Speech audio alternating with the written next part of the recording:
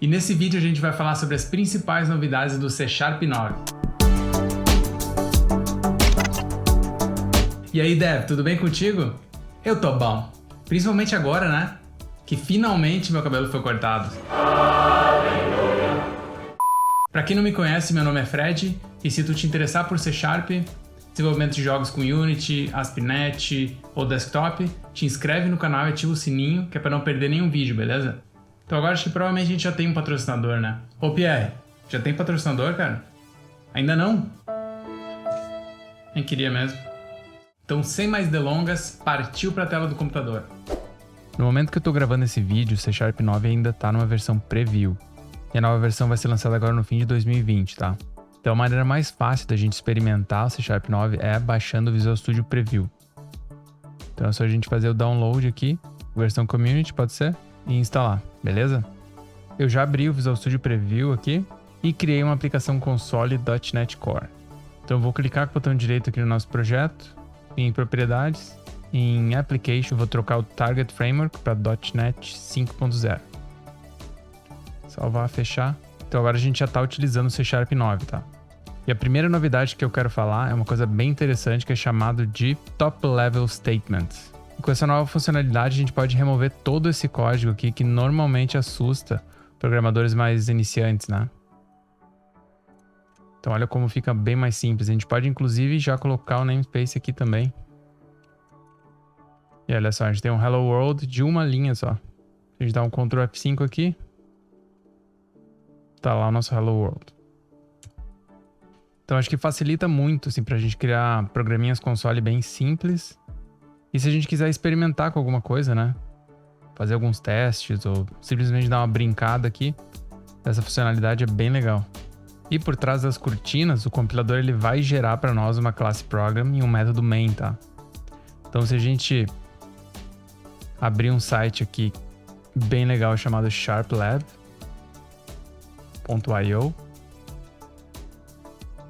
a gente pode escolher aqui o master branch do Roslyn, que é o codinome do compilador do C#. Então a gente vai estar usando aqui o que tem de mais novo no compilador. E agora se a gente copiar o nosso código,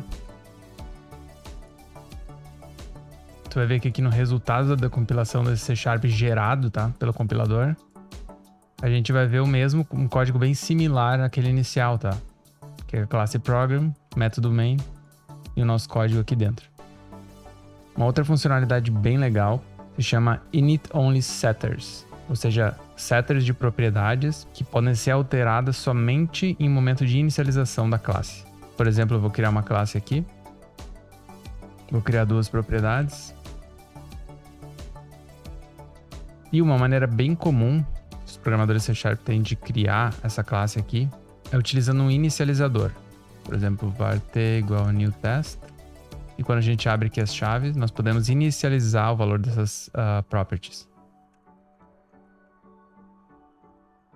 É muito comum a gente utilizar esse inicializador, mas o problema é que depois que esse objeto está construído, qualquer um pode alterar o valor dessas propriedades.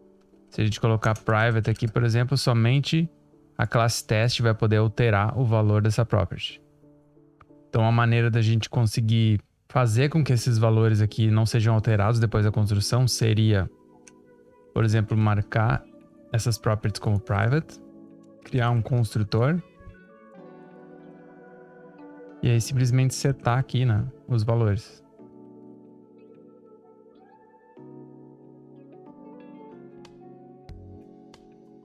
Beleza? Então isso é uma maneira. Para melhorar um pouco esse construtor aqui, a gente pode usar algumas funcionalidades de versões anteriores do C#, que é Expression Body Members e Tuplas, por exemplo. Então vai dar no mesmo.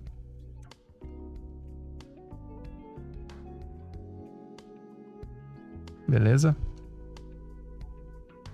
Mas então imagina que tu tiver uma classe cheia de propriedades, tá? Tu teria que fazer um construtor enorme aqui, passando várias coisas aqui para ele.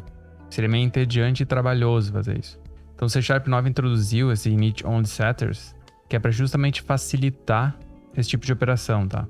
Então em vez de private set ou set, eu vou simplesmente colocar aqui init, que nada mais é do que um set, mas que vai permitir que a gente altere valores dessas propriedades na inicialização da classe, tá?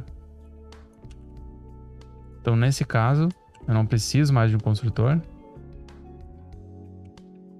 E a gente pode setar aqui na inicialização sem problema nenhum. Eu achei muito bacana essa nova funcionalidade aqui do C# 9. Então isso é muito bom para a gente criar propriedades imutáveis, né? Que não vão nunca mais alterar depois que esse objeto aqui for construído. Ou seja, depois da construção desse objeto, essas properties aqui elas são read-only, ou somente leitura, tá? Uma outra novidade é que agora a gente pode omitir o tipo numa expressão new quando o tipo do objeto é conhecido. Meio confusa essa explicação, né? Mas eu vou mostrar aqui e fica mais claro. Então, por exemplo, aqui nesse caso a gente tem que especificar o tipo que a gente está criando, tá?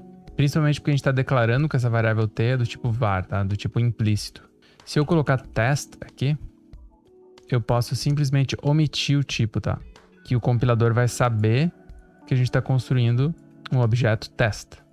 Então, eu acho isso bem interessante. Então, se, por exemplo, a gente criar um método estático aqui, a gente pode utilizar somente o new porque o C# sabe que nós estamos retornando um objeto do tipo test. Show de bola. Outra coisa também no C# 9 são melhorias em pattern matching. Sendo bem sincero, eu não utilizei muito pattern matching até hoje, tá? Mas se vocês quiserem que eu fale mais sobre isso, deixa um comentário aqui que eu posso fazer um vídeo, beleza? Mas o que eu mais gostei nessas melhorias aí foi que a gente pode agora utilizar uma expressão isNot.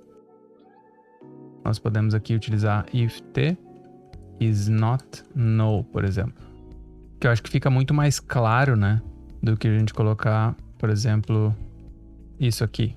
Que dá no mesmo, tá? Tá negando o is null. Eu acho que o is not null fica bem mais claro para o programador. Pra gente ler esse código.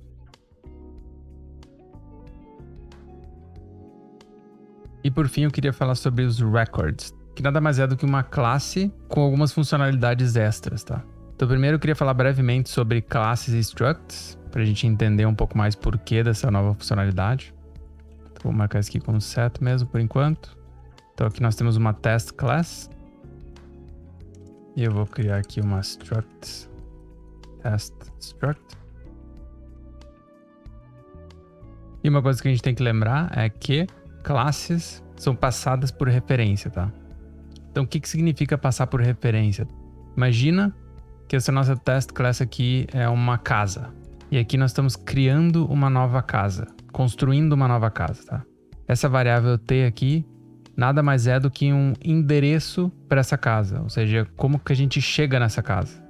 Então, pensa como um papel com o endereço dessa casa, tá? Então, se eu quiser aqui, por exemplo, criar uma outra test class t2 igual a t, eu estou simplesmente fazendo uma cópia daquele papel com endereço para esse objeto e passando para esse t2. Ou seja, eu tenho dois papéis apontando para o mesmo endereço, tá? Ou seja, se eu vier aqui no t2 e modificar o first name, eu vou executar.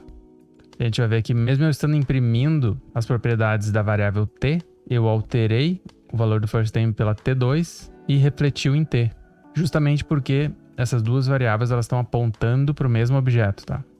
Agora, se eu criar aqui testStruct, por exemplo, nesse caso, eu estou construindo um objeto testStruct, mas é como se eu estivesse pegando um papel e escrito ali first name, Fred, last name, Machado. E agora, essa variável t possui um papel com aqueles dois valores, beleza? E no momento que eu fizer t2 igual a t, eu estou copiando um papel escrito first name, Fred, last name, Machado. Ou seja, eu estou copiando os valores desse objeto, tá? Então, nesse caso aqui, eu estou alterando o valor que está no papel de t2. É como se eu passasse uma borracha ali no first name do papel de t2 e trocasse para Lucas, tá? Então, agora, mesmo eu trocando aqui t2, quando eu imprimir t, tu vai ver que o nome ainda está Fred Machado. Ou seja, objetos struct são sempre passados por valor. Então, se vocês quiserem um vídeo mais a fundo sobre tipos de referência, tipos de valor, deixa um comentário o que eu posso fazer, beleza? Uma outra grande diferença também que a gente não pode deixar de mencionar é que a igualdade de classes são comparadas por referência e a igualdade de struct são comparadas por valor. Então, por exemplo, se eu voltar aqui para o test class e simplesmente colocar aqui equals tt2, ou seja, determinar se essas duas instâncias são consideradas iguais, tá? Então, nesse caso, elas vão ser iguais, tá? Porque elas estão apontando para o mesmo endereço. É o mesmo objeto que está aqui, tá? Se eu criar uma nova test class aqui com exatamente os mesmos valores, tá? Eu executar isso aqui de novo. Agora vai retornar falso. Porque mesmo esses dois objetos aqui tendo os mesmos valores, tá? A igualdade ela é comparada por referência. E esses dois objetos aqui são objetos diferentes, tá? Eles foram criados e eles estão alocados em diferentes lugares da memória, beleza? No caso da struct, se a gente executar aqui, tu vai ver que vai retornar true, porque structs são comparadas por valor, tá? Ela vai verificar o valor de cada uma dessas propriedades aqui. Se todos eles compararem como verdadeiro, a igualdade dela vai retornar verdadeiro. Então, se tu quisesse fazer com que esse equals aqui funcionasse com classes, a gente teria que sobrescrever diversos métodos, tá? Para comparar campo por campo aqui, o que seria bem tedioso também de fazer. Então, os records eles vêm para facilitar esse tipo de coisa, tá? Então, no caso aqui, eu vou copiar isso aqui.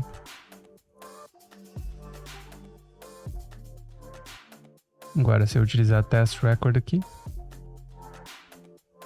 vai retornar true, porque a comparação dos records é por valor também. Mas isso aqui é uma classe também, tá? Se a gente usar aqui o reference equals, por exemplo, que vai verificar a referência, tá? A instância tem que ser exatamente a mesma instância. Se a gente dá um F5 aqui, ele vai ser falso, porque eles são dois objetos diferentes. Eles foram criados, eles estão em locais diferentes da memória, beleza? Então, se a gente dá uma olhada aqui, vamos tentar olhar no SharpLab. Se a gente dá uma olhada aqui na decompilação, nós vamos ver que testRecord é uma classe.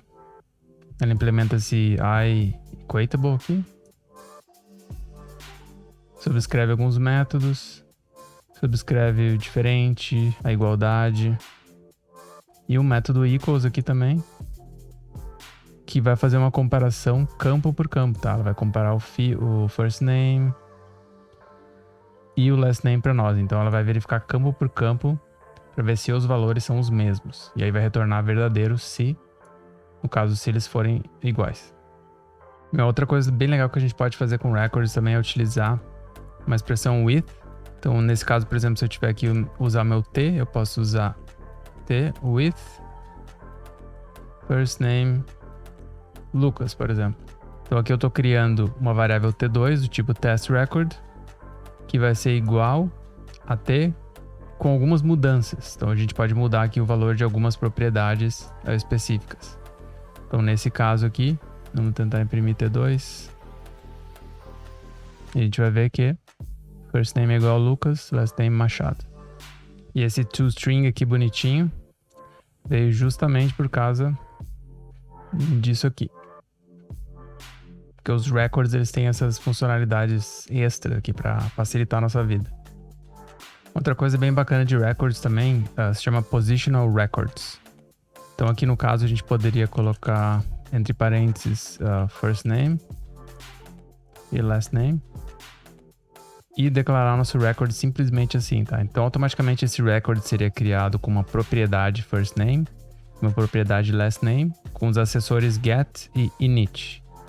E aí nesse caso a gente passa aqui por um construtor e a gente pode desconstruir esses positional records para variáveis locais. Então, por exemplo, var first name, last name. Eu posso chamar o que eu quiser isso aqui, tá? Vai ser igual a t. Então ele vai desconstruir automaticamente essas propriedades aqui e atribuir essas variáveis locais aqui. Beleza? Então era isso que eu queria mostrar para vocês. O C# 9 tem outras coisas, tá? Mas eu queria falar das principais aqui.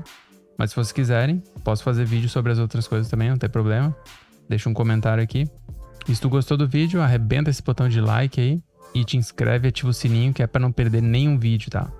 Um abraço e te vejo no próximo vídeo.